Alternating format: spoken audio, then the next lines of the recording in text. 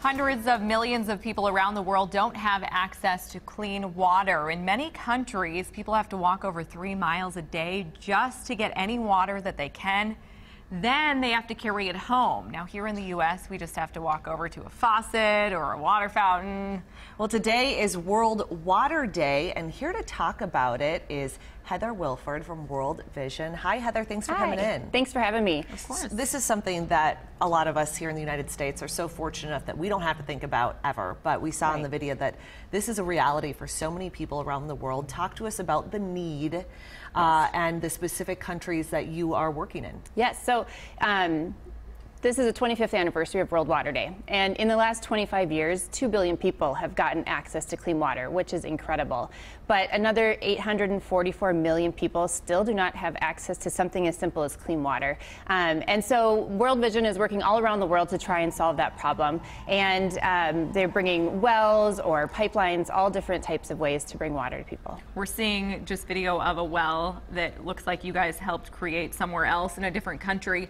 But how many miles do some people have to walk just to be able to get access to water? The average distance that someone has to walk is about 6 kilometers, or a little less than 4 miles. And when they're doing that, it's often the work of women and children, and so kids are missing school to go get the water, and the water they're bringing back isn't even clean water. It's contaminated with disease, and it causes illness and even death. And you brought an illustration here. I did. How much water is this? So this is about 5 gallons. This is a typical container that women and children would be carrying to go get water. Okay, I'm going to give it a, I'm going to see if I can pull it up here. It's very heavy. It's about 40 pounds. So, I mean, I can't even imagine walking across the room holding this. Right. I struggled to get it here about a half a block from my car. Yeah, you're just walking. These are kids that are carrying this. Right, kids, and often carrying it on their heads. And every day, 6 kilometers to bring this back to their house for dirty water. So we'd like to change that, and we'd like to give people access to clean water. And what can people do if they want to help? So people can go to worldvision6k.org and sign up for the world's largest global 6K for clean water. It's happening on May 19th. And when you register, your $50 registration fee will bring one person clean water for life.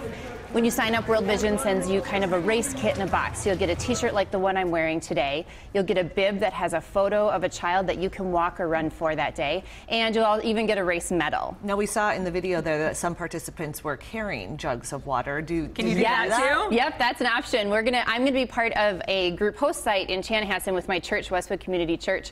And we are going to be walking the 6K to a lake and back and give people the option to carry a water jug. That's great. Yeah. And World Vision doesn't just provide water to people in other countries. You guys do a lot more than that. Right. World Vision is a large humanitarian organization. So they go in and they provide water, education, they do child safety programming, they even do some emergency disaster relief work as well. All right. That's fantastic. Yes. Well, if you are interested and want to join Heather, World Vision 6K for water is on Saturday, May 19th. And like she said, it's $50.